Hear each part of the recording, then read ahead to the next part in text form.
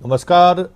दिन भर की खबरों के साथ मैं हूं संतोष सिंह और आज इस दिन भर की खबरों में कहीं न कहीं बिहार और झारखंड में यास तूफान को लेकर जो तबाही मची है उस पर विशेष तौर पर फोकस करेंगे। अब झारखंड से तबाही मचाते हुए ये तूफान बिहार की तरफ प्रवेश कर गया है। हालांकि झारखंड में भी जिस स्तर पे नुकसान की संभावनाएं जताई जा रही थी उस स्तर तक नुकसान नहीं पहुंचा है। बिहार में भी जो संभावनाएं जिस तरीके से अलर्ट जारी की गई थी वो स्थिति भी उस तरीके का खतरनाक स्थिति जो कहा जा रहा था कि तूफान खतरनाक स्वरूप ले सकता है, फिलहाल वो दिख नहीं रहा है। और मौसम विभाग ने कहा है कि बारिश ज़रूर लगातार 2 दिनों तक होगी, लेकिन अब जो तबाही मचाने वाली बात थी वो नहीं होगा, क्योंकि जैसे ही बालासोर में उड़ीसा में टकराया तूफान, उनका स्पीड कम हुआ और धीरे धीरे बिहार आते आते 30 से 40 किलोमीटर प्रति घंटे की स्पीड से हवाएं चल रही हैं, तेज़ बारिश हो रही है। बिहार के तमाम अलग अलग ज़िलों से जो खबरें आ रही हैं वो खबरें यही बता रही हैं कि बहुत तेज़ बारिश हो रही है और हवा के साथ बारिश हो रही है। जमुई में पिछले 12 घंटे से बिजली आपूर्ति, कल रात से ही आपूर्ति प्रभावित है, क्योंकि सबसे पहला प्रभाव अगर बिहार में कहें, झारखंड से सटे हुए ज़िलों की अगर हम बात करें तो बांका जमुई इलाका था, जिसमें रात 12 बजे के बाद ही जैसे ही झारखंड में प्रवेश किया तूफान, उसका असर दिखने लगा था। कैमूर से अब पटना की तरफ पहुंच चुका है। ये जो तूफान का जो प्रभाव था पटना में बुरी तरह से साफ दिख रहा है। इसके अलावा भी कुछ खबरें हैं, कोरोना से जुड़ी हुई खबरें हैं, उस पर भी हम चर्चा करेंगे। एक रिपोर्ट को लेकर राष्ट्रीय स्तर पर विवाद खड़ा हो गया है कि एक विशेषज्ञों की राय है कि बिहार जैसे राज्यों में जितनी मौत के आंकड़े दिखाए जा रहे हैं, यूपी में दिखाए जा रहे हैं, एमपी में दिखाए जा रहे हैं, वो काफ़ी कम है। और बिहार में कम से कम 40 करोड़ आबादी, इस बार जो लहर आया है दूसरे लहर में 40 करोड़ से अधिक लोग कोरोना पॉजिटिव हुए हैं और 6 लाख से अधिक लोगों की मौत हुई है। 6 लाख से 16 लाख तक के बीच के लोगों की मौत हुई है। इसको लेकर विवाद है। कुछ और भी खबरें हैं। हाई कोर्ट ने खास करके पुलिस के बराबर चेहरे सामने आने के लॉकडाउन के दौरान उसको लेकर नाराज़गी व्यक्त की है। लेकिन चलिए हम शुरुआत यास तूफान से करते हैं। क्या स्थिति है, मौसम विभाग क्या कहता है, इसकी बिहार में मौसम विभाग किस तरीके से अलर्ट रहने के लिए कहा गया है, जरा आप भी सुनिए मौसम विभाग के वैज्ञानिक क्या कह रहे हैं। बता दिया जा रहा है कि जैसा मौसम कल उड़ीसा के कोस्ट पर या पश्चिम बंगाल के कुछ क्षेत्रों में देखने को मिला था, वैसा मौसम बिल्कुल अपने राज्य में नहीं आने वाला है। यहाँ पर सिर्फ हल्की बारिश होगी जैसे कि अभी चल रही है, और अधिकतम जो हवा की गति है वो लगभग 40 से 45 किलोमीटर प्रति घंटे की होगी। उससे ज़्यादा की हवा की भी उम्मीद नहीं है। बिहार में अभी की जो सिचुएशन है उसके हिसाब से अपने नियत समय पर मानसून के आ जाने की संभावना है। और हमारे यहाँ का नियत समय वही 12-13 जून के आसपास आती है। तो हम उम्मीद कर रहे हैं, हमारा अभी का आकलन यही है कि उस समय अपने सही समय नियत समय पर मानसून भी राज्य में आए। इस बीच आपदा प्रबंधन विभाग ने गंगा के किनारे जो गांव हैं या गंगा के किनारे जो बस्ती है वहाँ के लोगों को अलर्ट रहने को कहा है, क्योंकि ज़्यादा नुकसान हो सकता है। बारिश के साथ तेज़ अगर हवाएं 40 से 45 किलोमीटर की स्पीड से हवाएं चलेंगी तो उसका नुकसान हो सकता है। फिलहाल पटना राजधानी में क्या हाल है, पहले हम मरगूब से बात कर लेते हैं।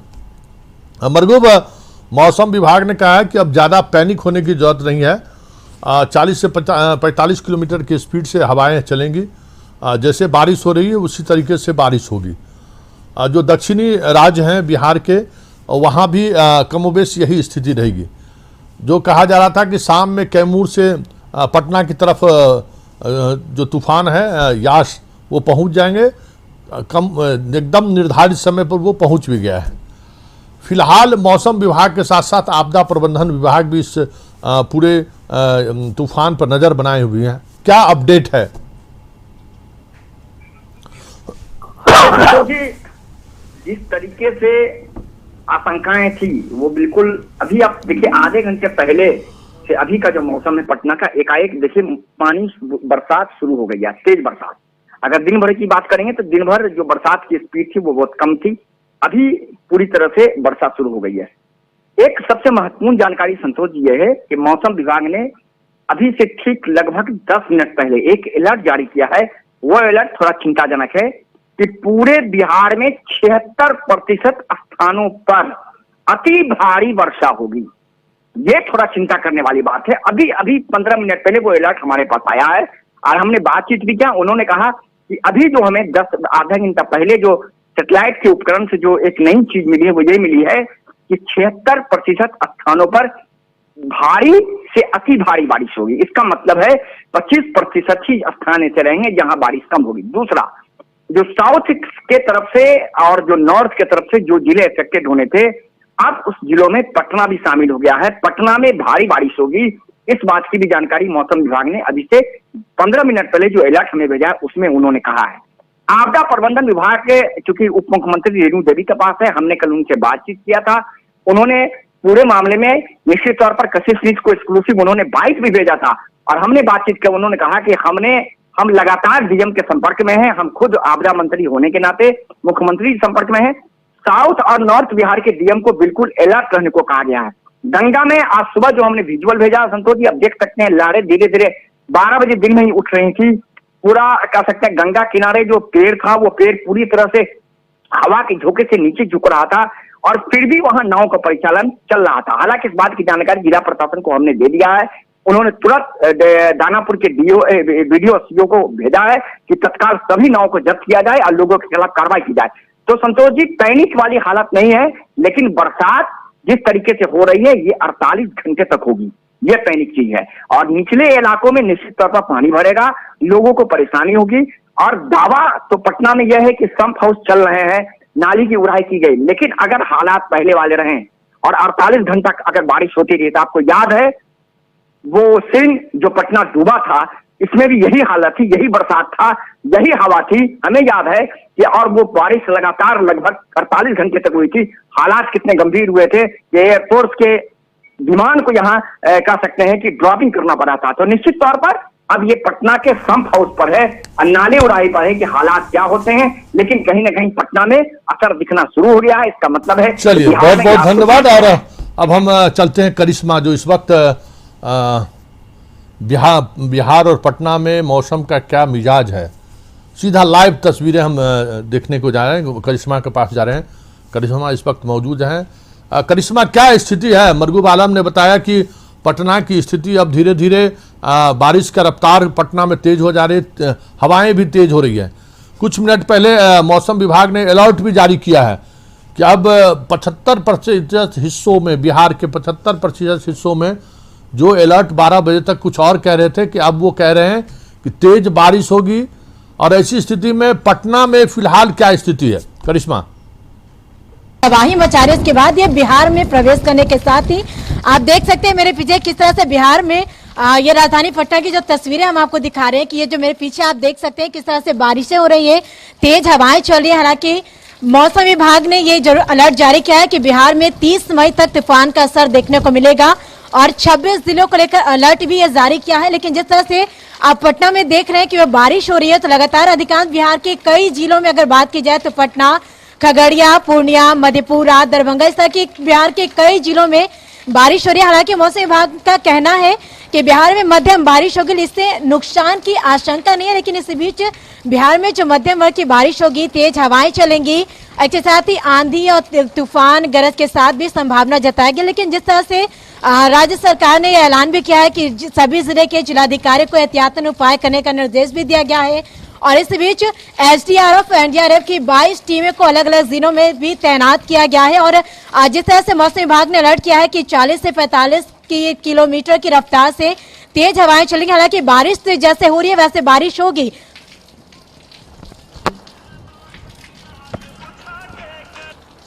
मेरा संपर्क टूट गया है। देखिए कितनी तेज बारिश हो रही है।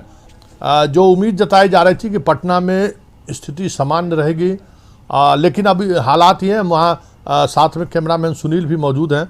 हम चाहेंगे कि थोड़ा स्पेस लेकर दिखाएं कि पटना में फिलहाल कितनी तेज बारिश हो रही है। और जो दावे किए जा रहे थे प्रशासन की तरफ से कि मौसम विभाग थोड़ी देर पहले तक कह रहे थे कि बिहार में यास तूफान का कुछ खास असर दिखने को नहीं मिलेगा, बारिश भी हल्की फुल्की बारिश होगी। लेकिन अभी खबर ये आ रही है कि सैटेलाइट से जो तस्वीरें आई हैं सामने, वो तस्वीर दिखा रही है कि आने वाले समय में ज़बरदस्त बारिश होगी और पटना में दिख भी रहा है कि किस तरीके से बारिश हो रही है। करिश्मा, क्या स्थिति है, किस मूसलाधार तेज बारिश और तेज हवा के साथ? बिल्कुल, देखिए जिस तरह से अगर देखा जाए तो बंगाल की खाड़ी से निकलकर उड़ीसा तट से जो चक्रवाती यास तूफान है, जो तबाही मचाने के बाद अब ये बिहार में प्रवेश करने के साथ ही आप देख सकते हैं मेरे पीछे कि किस तरह से बिहार, पटना की अगर बात की जाए तो पटना में किस तरह से बारिश हो रही है, तेज हवाएं चले। इस वक्त हम आपको पटना की तस्वीरें दिखा रहे हैं। अपने सहयोगी सुनील से कहेंगे कि आपको तस्वीरें दिखाएं कि किस तरह से तेज हवाएं चल रही हैं, बारिश हो रही है। और इसी बीच अगर देखा जाए तो मौसम विभाग ने बिहार में 30 मई तक चक्रवाती यास तूफान को लेकर अलर्ट जारी किया है और हालांकि पटना सहित 26 जिलों को लेकर यह अलर्ट जारी किया है। मौसम विभाग ने यह कहा है कि बिहार में मध्यम वर्ग की बारिश होगी। हालांकि ये कैमूर से चलकर बिहार की ओर प्रस्थान करने के साथ ही दक्षिणी जिलों के हिस्सों में ये बार तेज आंधी, बारिश और वज्रपात की संभावना जताई गई है। हालांकि जिस तरह से मौसम विभाग का ये कहना है कि ये 40 से 45 किलोमीटर की रफ्तार से तेज हवाएं चलेगी और इसी तरह की जो बारिश हो रही है ये बारिश होंगी, लेकिन हालांकि नुकसान की ज्यादा आशंका नहीं है।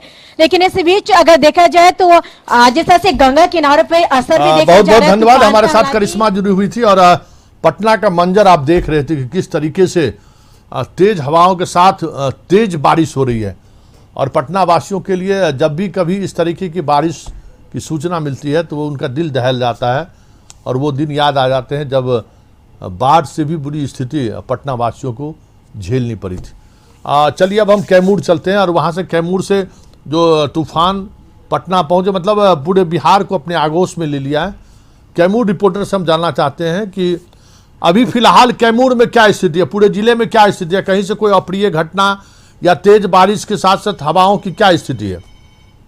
अभी सर अगर बात करें तो यास तूफान का असर कैमूर जिले में भी देखा जा रहा है। सुबह से ही जो लगातार बारिश और तेज, क्योंकि अभी दोपहर के बाद हवा का रुख जो है वो काफी तेज हो गया है, लेकिन अभी तक कहीं पे कोई क्षतिपूर्ति या कोई वैसी अप्रिय घटना नहीं हुई है।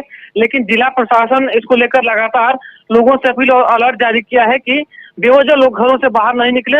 हालांकि सुबह से ही बारिश और तेज हवा शुरू है यहाँ पे। जी, साथ कैमूर से हमारे संवाददाता मौजूद थे। अब हम बिहार के अलग अलग हिस्सों में फिलहाल क्या स्थिति है। पूर्णिया से रवि जी जुड़ गए। रवि जी, फिलहाल रवि जी से हम जानना चाहेंगे कि फिलहाल, क्योंकि कैमूर मतलब बिहार का यूपी से सटा हुआ जिला है और पूर्णिया बंगाल से सटा हुआ जिला है, मतलब दोनों एक दूसरे छोर पे हम जा रहे हैं और वहाँ समझने की कोशिश करते हैं। हम गोपालगंज भी चलेंगे कि गोपालगंज में मौसम का क्या मिजाज है, लेकिन हम पहले चलते हैं पूर्णिया, जहाँ हमारे साथ रवि जी जुड़ेंगे और रवि जी से समझना चाहेंगे कि मौसम का मिजाज वहाँ क्या है। जो अलर्ट जारी किया गया था, अब अलर्ट में सुधार किया गया कि अब तमाम ऐसी जगहों पे बारिश होगी। 75% क्षेत्रफल इलाके में, बिहार के क्षेत्रफल इलाके में बारिश होगी। रवि हमारे साथ चाह रहे कि रवि जुड़े या फिर गोपालगंज से भी हम चाहेंगे कि हमारे संवाददाता जुड़ जाए, तो ज़रा हम समझने की कोशिश करेंगे कि बिहार के किन किन हिस्सों में अभी बारिश हो रही है। अलग अलग हिस्सों में हम अपने रिपोर्टर से इस मुतल्लिक हम जानना चाहेंगे कि क्या स्थिति है। रवि अगर जुड़ गए हों, अगर हमारी आवाज़ उन तक पहुंच रही हो, तो रवि जी क्या स्थिति है आपके पूरे सीमांचल इलाके की अगर हम बात करें तो? रवि जी, पूरे सीमांचल इलाके में यास तूफान, आप सुबह से हम लोग लगातार इस पर खबर पर बने हुए हैं, आप बता भी रहे थे कि बारिश हो रही है। फिलहाल क्या स्थिति है और प्रशासन का क्या कहना है?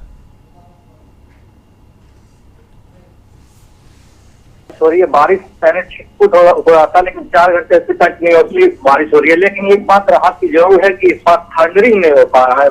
है। इसकी वजह क्या है मौसम वैज्ञानिक बता पाएंगे, लेकिन 24-25 घंटे से रुक रुक के बारिश हो रही थी, 4 घंटे से लगातार बारिश हो रही है। थंडरिंग बिल्कुल नहीं हो रही है, ये शुभ संकेत एक तरह से कहा जा सकता है, क्योंकि थंडरिंग में सीमांचल के इलाके में बहुत ज्यादा कैजुअलिटी बता रही है। थंडरिंग नहीं हो रही है, लेकिन तेज हवाएं लगभग 30 से 40 किलोमीटर जरूर चल रही है। रुक रुक कर हवाएं चल रही है, बारिश लगातार हो रही है। अभी थोड़ी बहुत बूंदाबांदी हो रही है, लेकिन 4-5 घंटे से की बारिश हो रही है। अभी तक कोई भी कैजुअलिटी की कोई सूचना नहीं है। इस चूंकि जो 30 से 40 की स्पीड की वजह से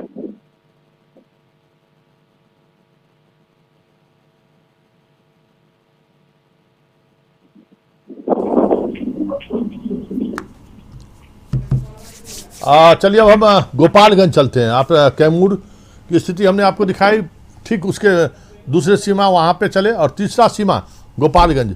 हमारे साथ मंगेश जुड़ चुके हैं। मंगेश, क्या स्थिति है गोपालगंज में यास तूफान का? मौसम का मिजाज बदला है, बारिश हो रही है या मौसम सामान्य है?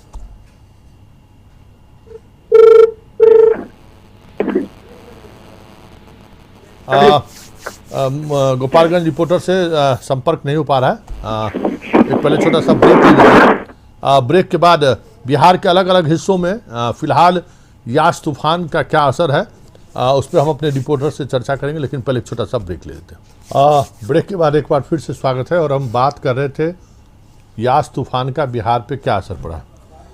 छपरा, बेगूसराय, अब देख रहे हैं बेगूसराय की तस्वीर किस तरीके से पेड़ उलटकर सड़क पर, बीच सड़क पर गिर गया है। छपरा से भी एक पुराने बरगद पेड़ गिरने की खबर आ रही है। सौरभ, क्या स्थिति है बेगूसराय की? देखिए, सुबह से लगातार जो यास तूफान को लेकर चेतावनी दी गई थी, लगातार सुबह से ही जिले भर में तेज हवा के साथ बारिश हो रही है और छौराही प्रखंड के कई इलाकों में कई बड़े पेड़ गिरने की सूचना है। कई जगह से तस्वीर भी सामने आई है कि पेड़ गिरा है, इससे सड़कों पर यातायात बाधित हो गया है। कई ब्लॉक में तेज आंधी के कारण बिजली के तार टूट गए हैं, जिससे बिजली आपूर्ति भी बाधित है। तो कुल मिलाकर यास तूफान का असर बेगूसराय में देखने को मिल रहा है और जगह जगह बिजली के तार टूटे हैं, कई जगह पेड़ जमीन से उखड़ कर गिर गए हैं। तो व्यापक असर यास तूफान का अभी तक बेगूसराय में देखने को मिल रहा है और अभी भी तेज हवा के साथ रह रहकर बारिश लगातार जिले भर में हो रही है। जी चलिए, बहुत बहुत धन्यवाद। बेगूसराय में क्या स्थिति है ये हमने देखा और हम गोपालगंज चाहेंगे। गोपालगंज से संपर्क नहीं हो पा रहा है, तो फिर छपरा की स्थिति आप देख सकते हैं कि छपरा में सबसे पुराना बरगद का पेड़ बीच सड़क पर गिरने की वजह से यातायात काफ़ी दिनों तक प्रभावित रहा था। हमारे साथ जाकिर जुड़ चुके हैं। जाकिर जी, क्या स्थिति है और जो कयास लगाए जा रहे थे यास तूफान को लेकर, छपरा में कुछ नुकसान की भी खबरें आई हैं, पेड़ बीच सड़क पर गिर गया, उसको हटाने की कोशिश शुरू हो गई है। विद्युत आपूर्ति भी काफ़ी देर तक बाधित रही है।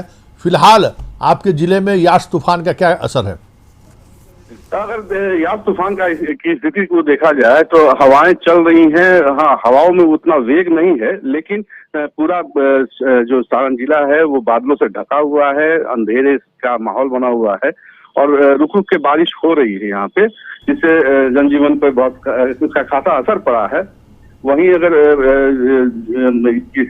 नुकसान की बात की जाए तो गरखा में एक बहुत ही पुराना बरगद का पेड़ था जो कि लगातार हो रही बारिश की वजह से गिर पड़ा और उसके गिरने से उसके जद में आए हुए बिजली के तार भी तमाम टूट गए, जिसकी वजह से वहां बिजली आपूर्ति अभी तक बाधित है, जिस पे काम चल रहा है।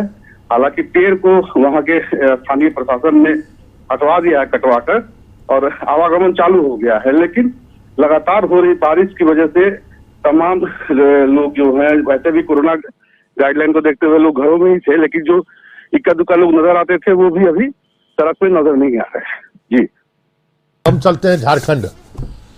झारखंड की स्थिति कल झारखंड में लगभग 24 घंटे होने को है। इस तूफान का क्या असर है, मौसम वैज्ञानिक क्या कह रहे हैं, जरा आप भी सुनिए कि झारखंड में पहले मौसम वैज्ञानिक की प्रतिक्रिया सुन लेते हैं, उसके बाद हम फिर चलेंगे हम अपने संवाददाताओं के पास। लेकिन जरा पहले देखिए कि क्या स्थिति है, मौसम वैज्ञानिक क्या कह रहे हैं झारखंड के संदर्भ में। के पास से गुजर रहा है, मध्य झारखंड से गुजर रहा है और ये डीप डिप्रेशन से और भी कमजोर होता हुआ अभी दिख रहा है। अभी अगर चेतावनी की बात करें तो खासकर मध्य झारखंड और जो उत्तरी झारखंड है उसमें कई जिलों में बहुत भारी बारिश की चेतावनी दी गई है और कुछ कुछ भारी बारिश की भी चेतावनी दी गई है। दक्षिण के जिलों में एक आध जगह पे भारी बारिश देखी जा सकती है, साथ साथ में उत्तर पूर्वी जिलों में भी एक आध जगह भारी बारिश देखी जा सकती है। बट जो मध्य केंद्र है वो मध्य झारखंड और जो उत्तर झारखंड है, खासकर जो अगर डिस्ट्रिक्ट की बात करें तो रांची, रामगढ़, लोहरदगा, हजारीबाग, चतरा, पलामू, गढ़वा, लातेहार, कोडरमा, इन जिलों पे खास ध्यान देने की आज जरूरत है। धन्यवाद। चलिए, मौसम वैज्ञानिक का कहना है कि झारखंड के कुछ ऐसे ज़िले हैं जहां आज विशेष सतर्कता बरतने की जरूरत है। तेज़ बारिश हो सकती है, ऐसे में घर में रहें, कम से कम 4 व्हीलर से बाहर ना निकलें। जो पहाड़ी इलाके हैं उस इलाके में यातायात प्रभावित हो सकता है, भूस्खलन भी हो सकता है। चलिए, हमारे साथ संदीप जुड़ चुके हैं रांची से। संदीप, मौसम विभाग का अपडेट जो आया है उसमें झारखंड के कई जिलों में तेज ज़बरदस्त बारिश की संभावनाएं जताई जा रही हैं। वो कह रहे हैं कि अब वो उड़ीसा और पश्चिम बंगाल वाली स्थिति झारखंड में नहीं रहेगी, उससे नुकसान नहीं होगा, लेकिन तेज़ बारिश होगी और उसका नुकसान भूस्खलन जो पहाड़ी इलाके हैं वहाँ संभव है और उस ऐसी स्थिति में यात्रा में बाहर निकलने से परहेज कीजिए। फिलहाल पूरे झारखंड के मौसम का क्या मिजाज है? यदि मौसम की बात करें तो सुबह के बाद थोड़ी बहुत जरूर राहत मिली है, पर बारिश की रफ्तार जरूर कम हुई है, पर लगातार बारिश अब भी जारी है। जिस तरह से मौसम वैज्ञानिक का मानना है कि कुछ जिले जैसे रांची, रामगढ़, लोहरदगा, हजारीबाग, पलामू, लातेहार, गढ़वा और कोडरमा ये जिले हैं जिसको ऑरेंज जोन में रखा गया है। यानी यहाँ पे अब भी सतर्कता बरतने की जरूरत है, क्योंकि जिस तरह से 2 दिनों से लगातार बारिश जिस तरह से हो रही है तो कहीं ना कहीं राजधानी के अलावा भी जो विभिन्न जिले हैं वहाँ पे जो पेड़ गिर रहे हैं और उससे जो बिजली के तार जो है वो बाधित हो रहे हैं, सड़क मार्ग बाधित हो रही है। तो कहीं ना कहीं आज चौकस रहने की जरूरत है, क्योंकि लगातार जो बारिश हो रही है उसके कारण जो पुराने वृक्ष हैं वे अपनी जड़ छोड़ रहे हैं और वे सड़कों पे गिर रही हैं। रांची की भी यदि बात करें तो रांची के धुरिया में एक घर गिर जाने से 2 लोगों की मौत हो गई है। रांची के कई कोने में पेड़ गिर जाने से कई घंटों कह सकते हैं बाधित रही सड़क, जिसको एनडीआरएफ और नगर निगम की टीम ने मिलकर पेड़ को हटाने का काम किया। उसके बाद कई कह सकते हैं आवागमन वहां पे चालू किया गया है। और जिस तरह से मौसम वैज्ञानिक ने अलर्ट किया है कि अगले 24 घंटे तक उस तरह की स्थिति नहीं होगी, पर कुछ इलाके जो हमने अभी बताया कि इन जिलों में लगातार बारिश हो सकती है और अधिक बारिश की भी चेतावनी दी गई है। और इसके साथ ही पिछले यदि 24 घंटे की बात करें तो सबसे अधिक जो बारिश है वह चाईबासा में रिकॉर्ड किया गया है, जहाँ पे 207 मिलीमीटर और रांची में 151 मिलीमीटर, जमशेदपुर में 108 और चक्रधरपुर में 135 मिलीमीटर बारिश रिकॉर्ड की गई है। यानी चाईबासा जो झारखंड का दक्षिणी इलाका है वहां पे सबसे अधिक बारिश हुई है। चाईबासा इलाके में 207 मिलीमीटर रिकॉर्ड की गई है। और कह सकते झारखंड में प्रवेश भी इस साइक्लोन का उसी दक्षिणी इलाके से ही हुआ था, उसके बाद यह बढ़ता हुआ रांची तक पहुंचा है और रांची के बाद यह थोड़ा हुआ आगे उनके जो अगल बगल इलाके हैं जैसे रामगढ़। चलिए, बहुत बहुत धन्यवाद। हमारे साथ संदीप जुड़े हुए थे रांची से।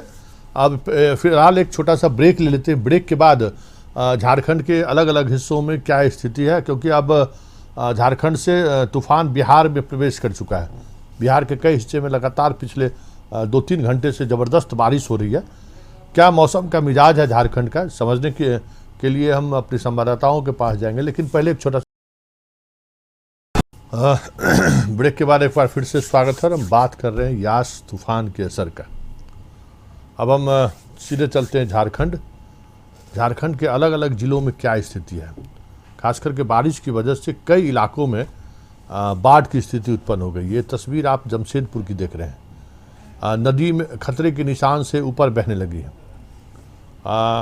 खास करके पश्चिम बंगाल के इलाके में जो बारिश हुई है उस बारिश का असर झारखंड के नदियों के उफान से के रूप में देखा जा रहा है।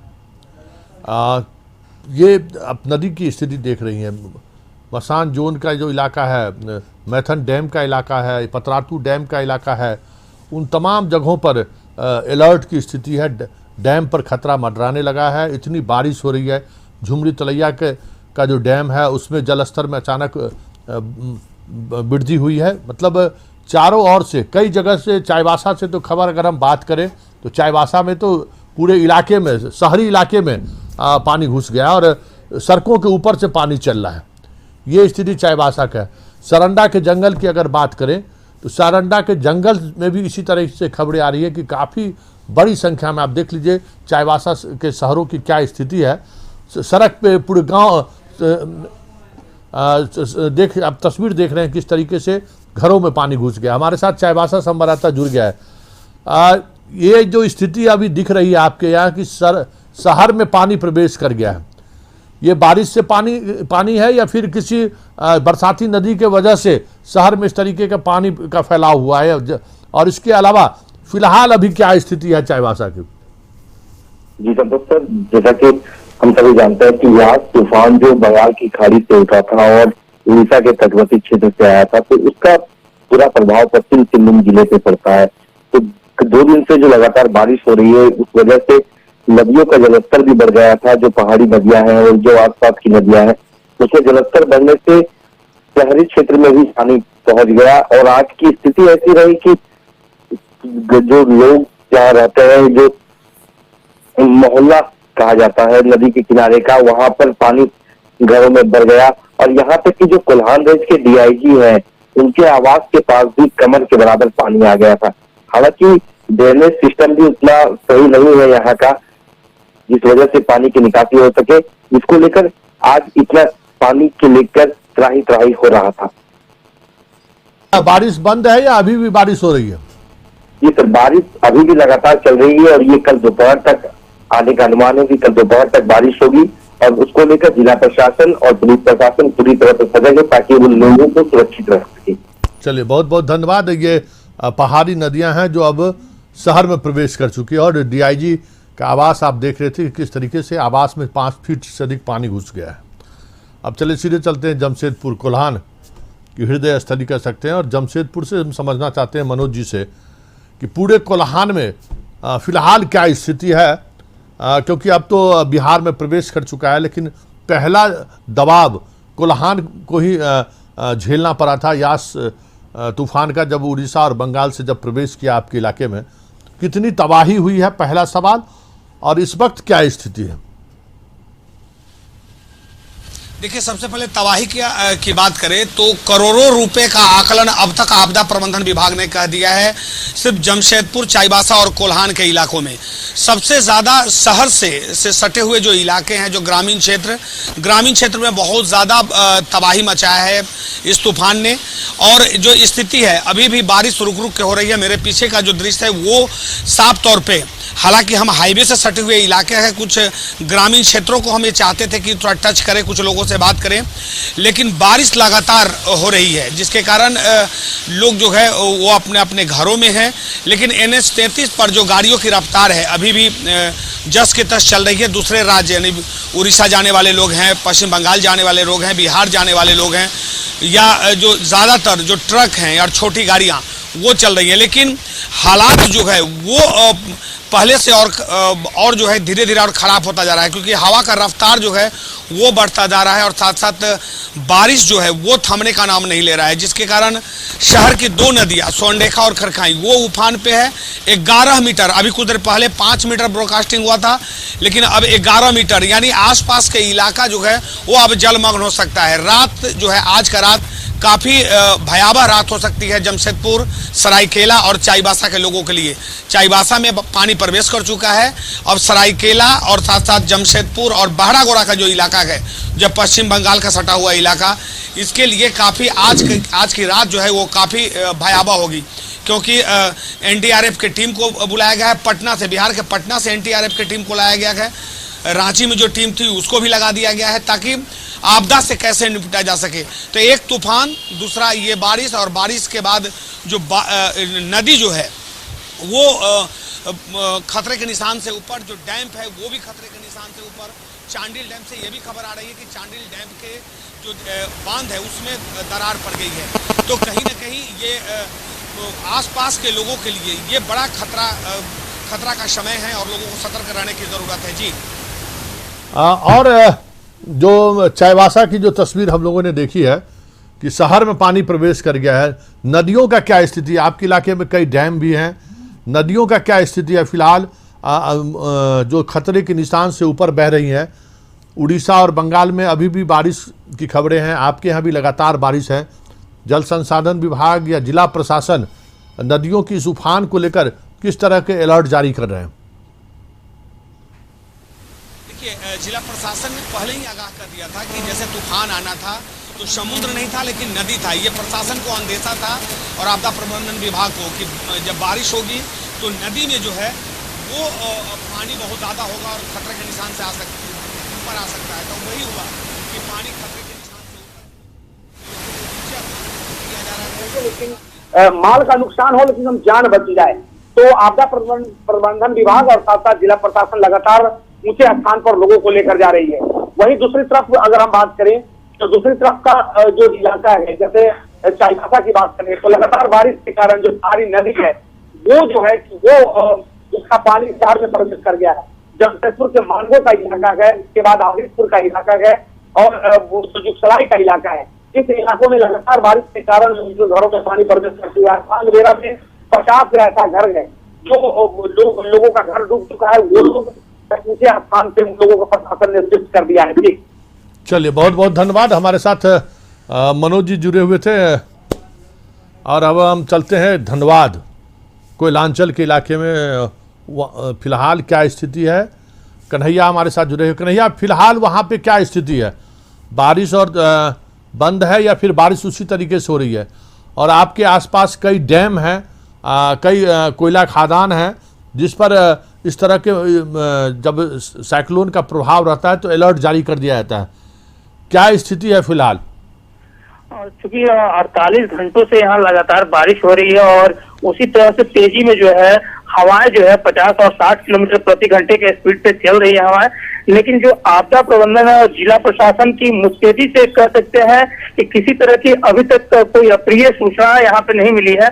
दामोदर नदी की अगर बात करें तो चूंकि कोयलांचल से बगल से दामोदर नदी गुजरती है तो खतरे के निशान को अभी वो पार नहीं की है और डैम की भी स्थिति अभी तक फिलहाल ठीक ठाक है।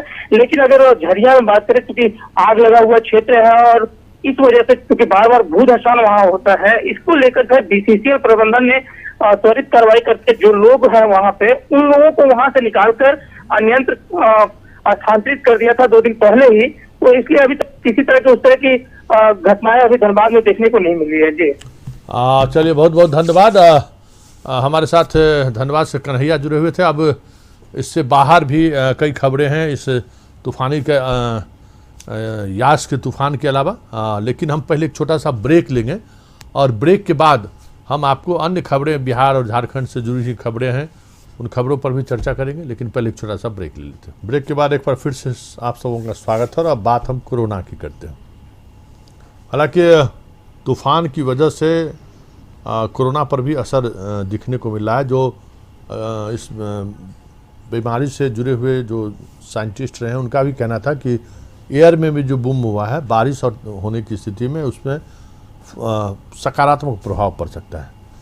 हम खबर की शुरुआत करते हैं भोजपुर जिले के कोइलवर प्रखंड के उस गांव की, जिस गांव को लेकर हम लोगों ने खबर दिखाई थी कि 125 लोगों की अभी तक मौत हो चुकी है।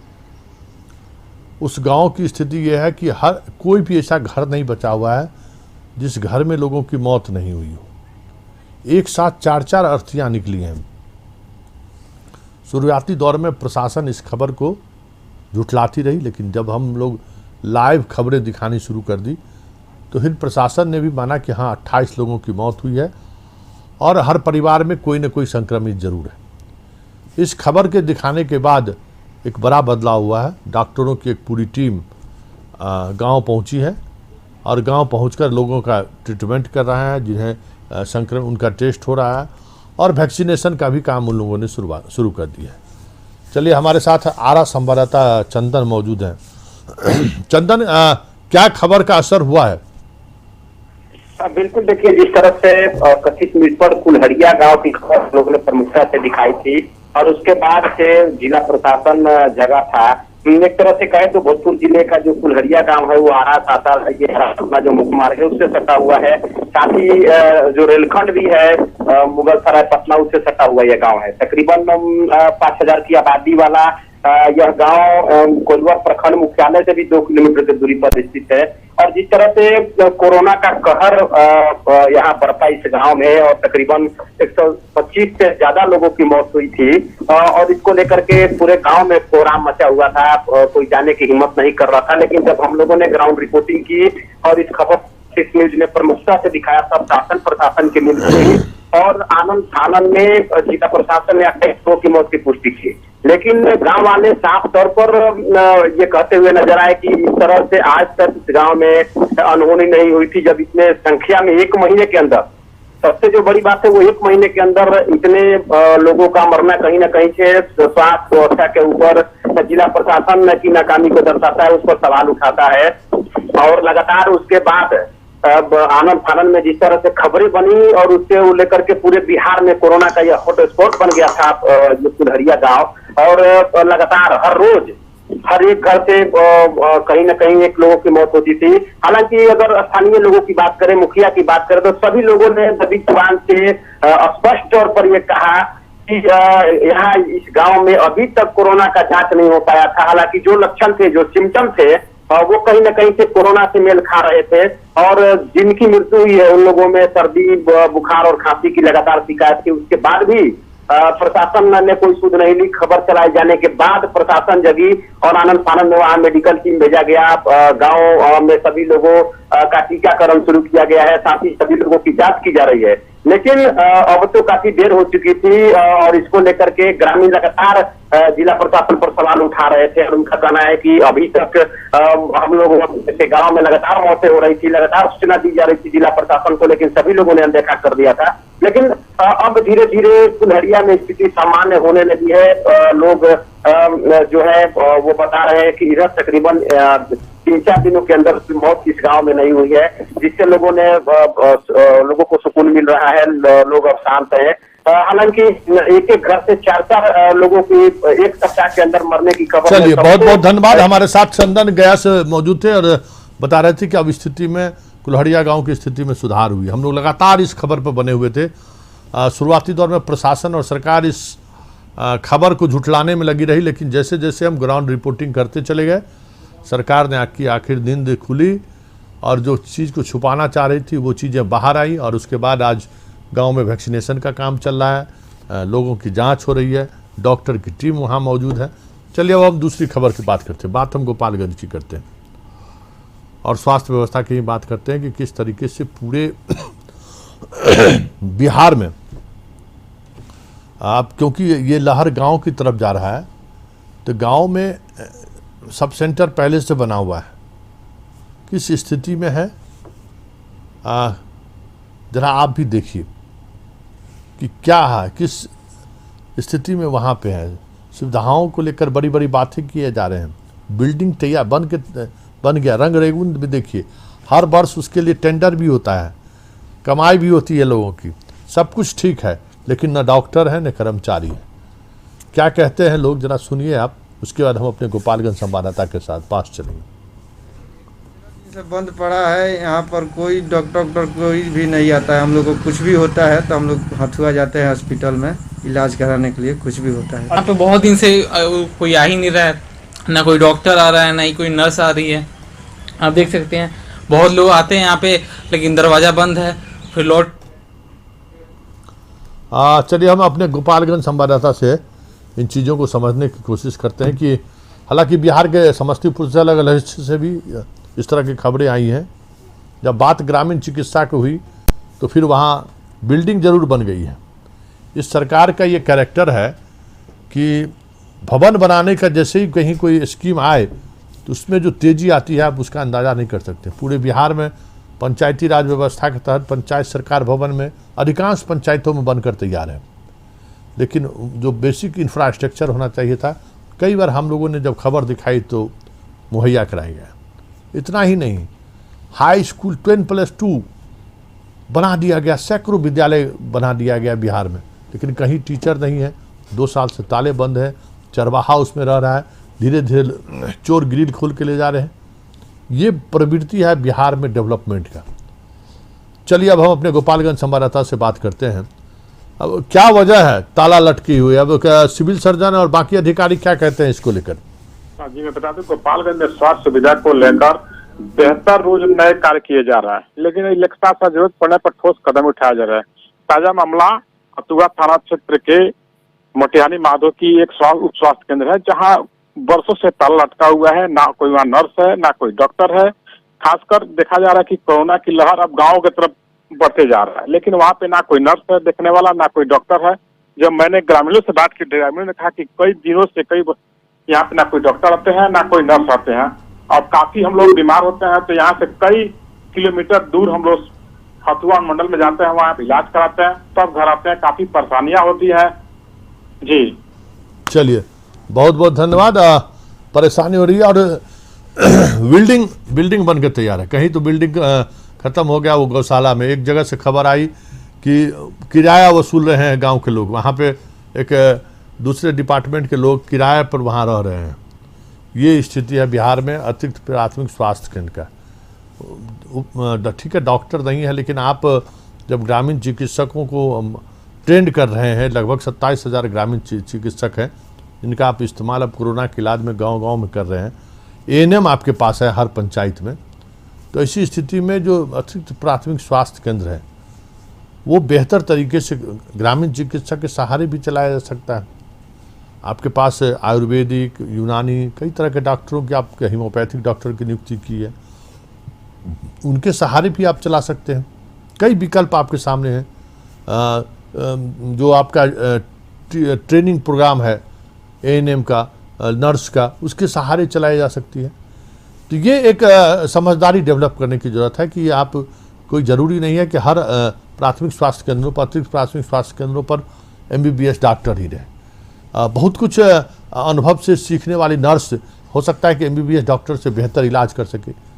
कोरोना में भी बहुत लाखों लाख आदमी ऐसे हैं जो बिना डॉक्टर के सलाह से अपने तरीके से उन्होंने अपना इलाज करके पूरी तरह से फिट है। इसलिए स्वास्थ्य को लेकर व्यापक पैमाने पर सोचने की ज़रूरत है कि कोई MBBS डॉक्टर के सहारे ही हम हेल्थ विभाग को संभाल नहीं सकते। गांव में जैसे बच्चे डिलीवरी का अगर हम बात करिए, अस्पताल में आप लाने की प्रेरित कर रहे हैं। हम लोगों के जनरेशन तक तो वो घर में ही बच्चे पैदा हो रहे थे।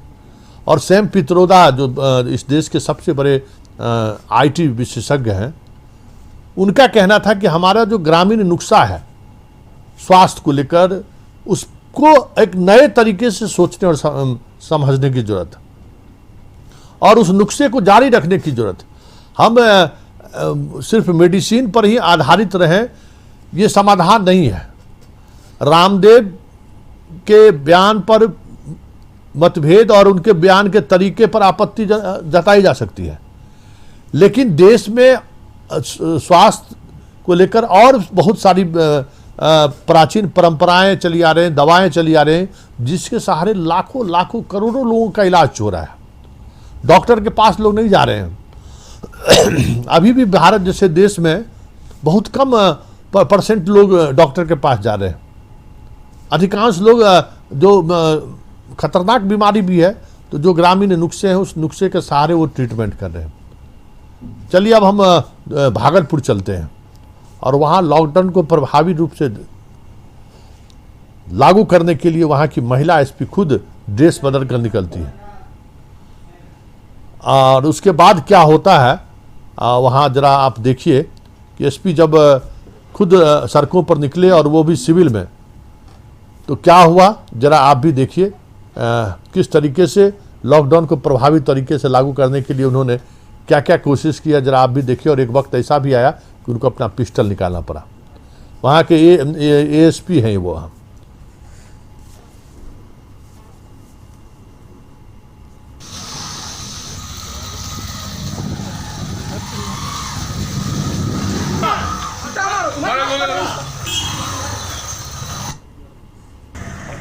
पता है किससे बात कर रहा है? बताओ, ASP पूरन साहब बोल रहा हूँ। हाँ, अब कर आर्ग्यूमेंट कर क्या रहा है यहाँ पर बैठ करके? तुम्हें यहाँ लूट हुई है। अरे तो तूने किया क्या? किसी गाड़ी को चेक किया? ट्रैफिक किसको भी बिठा रखा है? क्या कितने दिन में नौकरी के? सर अभी गया दूसरा मोटर थी मोबाइल बोला तुरंत गया सर मोबाइल। अरे कोई गया नहीं क्या वो नहीं पूछ रहा हूँ, तो तू क्या करता है यहाँ पर? ट्रैफिक में तो चेक नहीं करेगा। हेलमेट का है, स्टार का है, यूनिफॉर्म कोड ही पूरा भूल गया है। पैसा मिलता है कि नहीं मिलता है वर्दी का? वर्दी पहनने में शर्म आ रहा है तुम लोगों को? और तुम्हें वहां बैठने से मोबाइल चलाना जरूरी है, तो मैं नहीं दूंगा आप सर को चेक करने के लिए गाड़ी। क्या नाम है? अनु कुमारी। वहीं जाओ जैसे थे। देखिए एक बड़ी समस्या है बिहार पुलिस में। महिला सिपाही अक्सर मोबाइल का यूज करते हैं। जो लक्ष्मी कुमारी जिनका नाम वहाँ के सिटी एसपी नोट कर रहे हैं, वो समझने की जरूरत है कि ये बड़ी समस्या लॉ एंड ऑर्डर को लेकर आया है कि जब भी कभी लॉ एंड ऑर्डर ड्यूटी में महिला सिपाही जाती है तो मोबाइल देखती रहती है। प्रशासनिक आदेश के बावजूद भी महिला सिपाही इस बात को नहीं मान रही और इसका असर पूरे अनुशासनिक व्यवस्था पर भी दिख रहा है। और जो बातें कही जा रही है कि हम महिलाओं को सिपाही में भर्ती करके हम महिला सशक्तिकरण की के जो सरकार के एक सकारात्मक पहल है वो कहीं न कहीं सवालों के घेरे में आ रहा है। अब चलिए चलते चलते हम खबर दिखाते हैं पटना हाईकोर्ट का कि लॉकडाउन के दौरान जो पुलिस का रवैया रहा है उसको लेकर हाईकोर्ट ने सख्त नाराजगी व्यक्त की है। एक कमेटी गठित की है कि पुलिस का ये रवैया क्यों है। हम एक आपको विजुअल आज का दिखाते हैं कि किस तरीके से वैक्सीन लेने के लिए एक यूथ गया और उसके साथ पुलिस बड़ी ही बर्बरतापूर्ण ढंग से उसकी पिटाई की है और पिटाई नहीं की, उस पर मुकदमा भी दर्ज कर दिया है। ये कोई सिर्फ पटना की नहीं, बिहार के कई हिस्सों से इस तरह की खबरें आई हैं। मरगो पूरा मामला क्या है? देखिए ये पूरा मामला बेगूसराय का है और तेहरा के जो अंचल अधिकारी हैं उस पर ये गंभीर आरोप लगाया है। All India student federation union ने हमें जो एक वीडियो भेजा है, रिलीज भेजा है, उसमें उन्होंने राज्य के मुख्यमंत्री को पत्र लिखा है कि इस वीडियो को आप देखिए। इस वीडियो में वो लगातार गुहार लगा रहा है कि मैं वैक्सीन लेके आया हूं। उसने अपना मोबाइल दिखाया, इसमें देखिए ये मैसेज है कि आप वैक्सीनेट आज हो गए हैं। उन्होंने इसमें ये भी कहा कि इतने बजे मैं वैक्सीनेट हुआ हूँ और मैं निकल करके जा रहा हूँ। उसने वो वीडियो भी दिखाया जो उसने वैक्सीनेशन लेने के समय, लेकिन अंचलाधिकारी ने उसकी जमकर पिटाई की। उसके बाद उसे थाने ले जाके वहां बैठाया गया, उसके खिलाफ FIR दर्ज कराया गया। ऑल इंडिया स्टूडेंट फेडरेशन ने पूरे मामले में तत्काल मुख्यमंत्री से कार्रवाई की मांग की है और कहा है कि कोरोना संक्रमण के बाद स्थिति अगर समान होगी और अंचलाधिकारी और पुलिस कर्मियों के खिलाफ कार्रवाई नहीं होगी तो उग्र आंदोलन होगा। हालांकि पूरे मामले में आपको पता होगा संतोष जी कि आपने ही खबर ब्रेक किया है कि माननीय उच्च न्यायालय ने इस पूरे मामले में राज्य सरकार से पूछा है कि लॉकडाउन में पुलिस का ज्यादती क्यों? जो लोग वैक्सीनेशन के लिए निकल रहे हैं, जो लोग कोरोना पेशेंट को देखने के लिए निकल रहे हैं, खाने ले जाने के लिए, उनके साथ पुलिस का ये अत्याचार क्यों? इस पर जवाब देना होगा और शायद जून के पहले सप्ताह में इस पर सुनवाई भी है। तो कहीं ना कहीं ये पूरा मामला बहुत तूल पकड़ गया है क्योंकि वो वीडियो किसी ने बनाया था और वो वीडियो वायरल किया है और इस पूरे मामले में तत्काल चलिए बहुत बहुत धन्यवाद। देखिए तेघरा अंचल अधिकारी को लेकर ये कोई पहली शिकायत नहीं है। अंचल अधिकारी पर लगातार इस तरह की शिकायतें आ रही हैं कि उनका व्यवहार अमानवीय व्यवहार है। टीका लेकर बच्चे बाहर निकले और उनकी पिटाई कर दे रहे हैं। हाईकोर्ट में भी इस तरह के मामले को लेकर सुनवाई चल रही है। 3 सदस्यीय एक कमेटी भी गठित की गई है और सरकार इस पर जवाब देगी। 2 जून को फिर सुनवाई होगी। बिहार में पंचायत चुनाव को लेकर जैसे ही कोरोना की स्थिति में सुधार हुई है, पंचायत चुनाव को लेकर बातचीत होनी शुरू हो गई है। तो भाजपा के सांसद और पूर्व मंत्री रामकृपाल यादव ने मुख्यमंत्री को पत्र लिखा है कि फिलहाल बिहार में पंचायत चुनाव न हो, इसको सरकार सख्ती से लागू करे, नहीं तो फिर यूपी वाली स्थिति बिहार की भी बन सकती है। जरा सुनिए पाटलिपुत्र के सांसद रामकृपाल यादव क्या कह रहे हैं।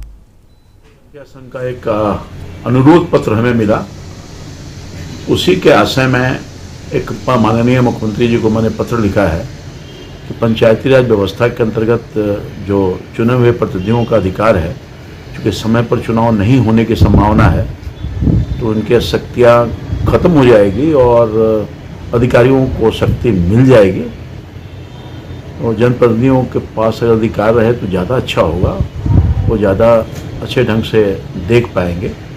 इस आशय का अनुरोध पत्र मुख्यमंत्री जी को लिखा है कि इस पर आगे सभी लोगों से बातचीत करके विधि सम्मत मतलब चुनाव का कोरोना की वजह से चुनाव को टाला जाए, लेकिन जो जनप्रतिनिधि हैं उनका अधिकार बने रहे, इसको लेकर उन्होंने मुख्यमंत्री को पत्र लिखा। और अब पप्पू यादव की रिहाई को लेकर आज पटना के सड़कों पर पोस्टर वार चला है और सरकार पर गंभीर आरोप भी लगे हैं और वो सरकार से मांग कर रहे हैं कि पप्पू यादव को जल्द रिहा करें, नहीं तो हम सड़कों पर आएंगे। हालांकि लगातार से जब से पप्पू यादव की गिरफ्तारी हुई है उनके पार्टी से जुड़े हुए कार्यकर्ता सड़कों पर आते रहे हैं।